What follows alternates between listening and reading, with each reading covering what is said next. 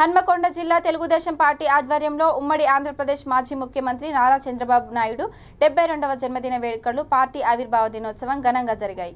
వరంగల్ పశ్చిమ Telugu Desam party incharge ఎండి రహీం సారథ్యంలో భారీ కేక్ కట్ చేశారు. అనంతరం కాకతీయ యూనివర్సిటీ టీబీ హాస్పిటల్లో పండ్లు పంపిణీ చేశారు.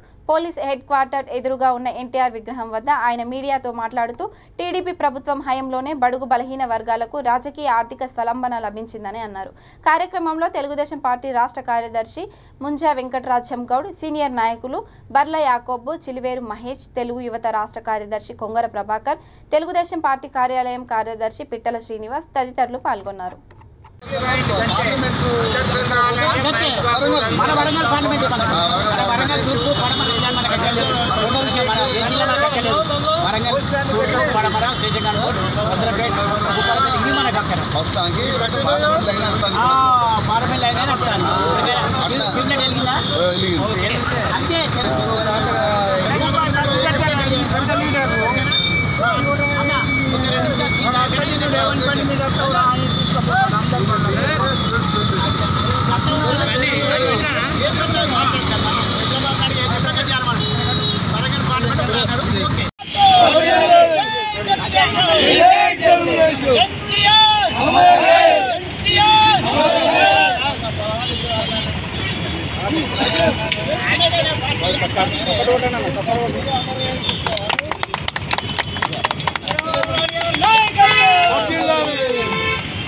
చంద్రబాబు గారి నాయకత్వం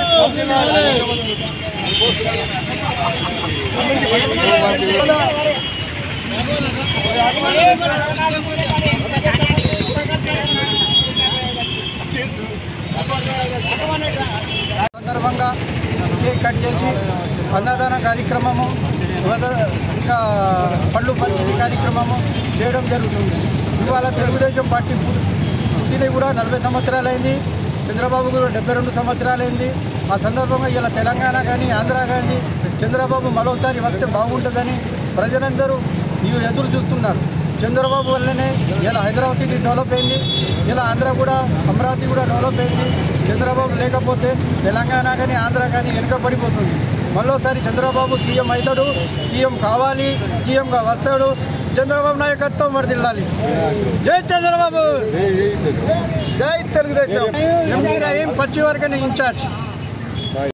తెలుగుదేశం పార్టీ జాతీయ అధ్యక్షుడు, మాజీ ముఖ్యమంత్రి వర్యులు, ఏపీ మాజీ ముఖ్యమంత్రి వర్యులు శ్రీ నారా చంద్రబాబు నాయుడు గారికి ముందుగా పుట్టినరోజు శుభాకాంక్షలు తెలుపుతూ, తెలంగాణ కానీ ఆంధ్ర కానీ తెలుగు జాతి ఎక్కడ ఉన్నా కూడా అభివృద్ధి పదంలో చంద్రబాబు నాయుడు ముందుండి నడిపించిండు.